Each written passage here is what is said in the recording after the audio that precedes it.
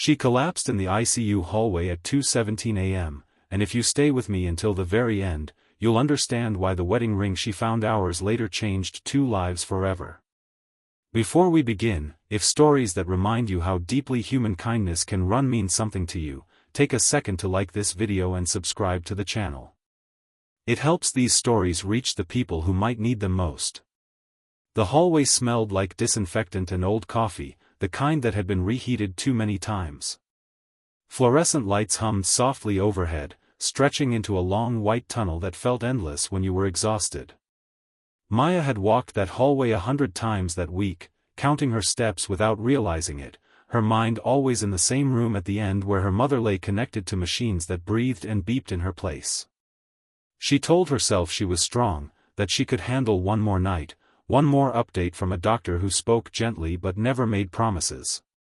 She didn't feel the collapse coming. One moment she was leaning against the wall, rereading a text from her brother asking if things were better, and the next her legs simply stopped listening.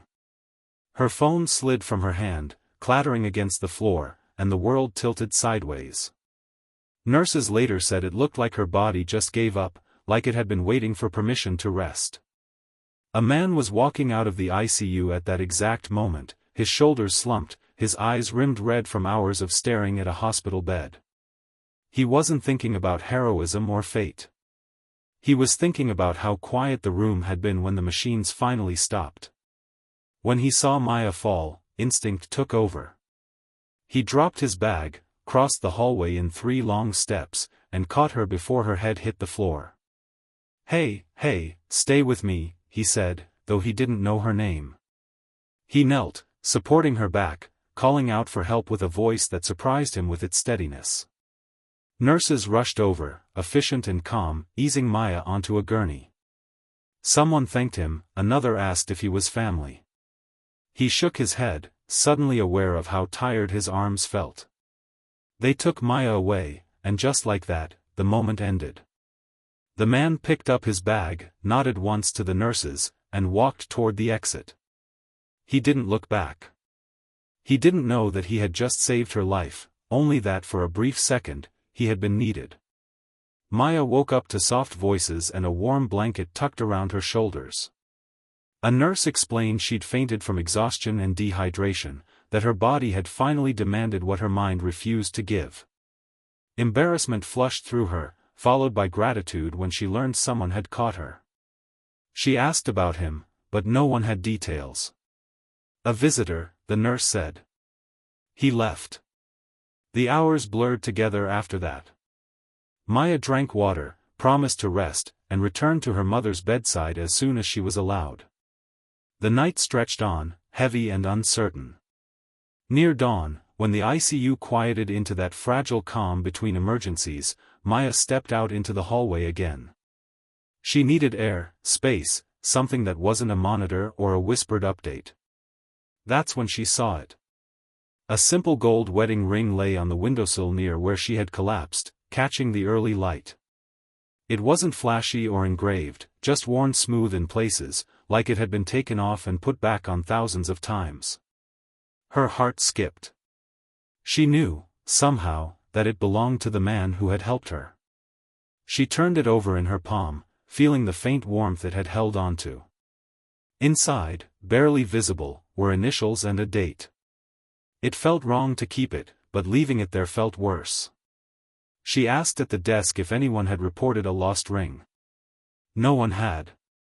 So she tucked it safely into her pocket, telling herself she'd give it to security later. Days passed. Maya's mother improved slowly, in small, hard-won steps that felt like miracles. Through it all, the ring stayed with Maya, a quiet weight in her pocket, a reminder that even in the worst moments, someone had stepped in for her. She checked lost and found boards, asked nurses, even left her name with security, but no one came forward. One afternoon, while waiting for an elevator, Maya heard a familiar voice behind her. Calm, steady, asking directions to the ICU. She turned, and there he was. The stranger. He looked different now, cleaner, less hollow, but his eyes were the same. For a moment, neither of them spoke. You caught me, she finally said, her voice shaking despite herself. He blinked, recognition dawning. You're okay, he said, relief softening his face. I've wondered. She reached into her pocket and held out the ring. I think this is yours. His breath caught. He took the ring like it was fragile glass. I didn't even realize it was gone, he said quietly. Thank you. They sat in the hallway, talking in low voices. His name was Daniel. His wife had been in the ICU for weeks, and he had lost her the night Maya collapsed. The ring, he explained, had been his way of holding on, of feeling connected when everything else was slipping away. He must have taken it off without thinking. I'm glad you found it, he said. It feels right. Maya nodded, tears in her eyes. They talked about fear, about waiting rooms and bad coffee, about the strange way hospitals strip life down to what really matters. There was no romance in that hallway, no dramatic music swelling, just two people sharing a moment of understanding.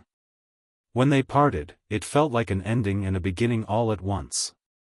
Maya's mother eventually came home.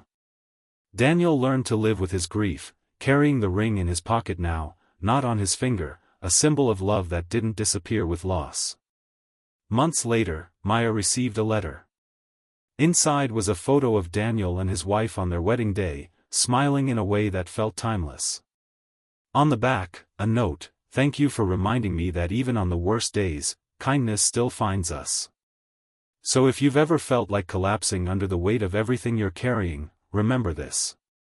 Sometimes a stranger will catch you. Sometimes you'll be the stranger. And sometimes, the smallest things we return to each other carry the biggest meanings. If this story moved you, don't forget to like and subscribe. There are more reminders of hope waiting here, and you never know which one might catch you when you need it most.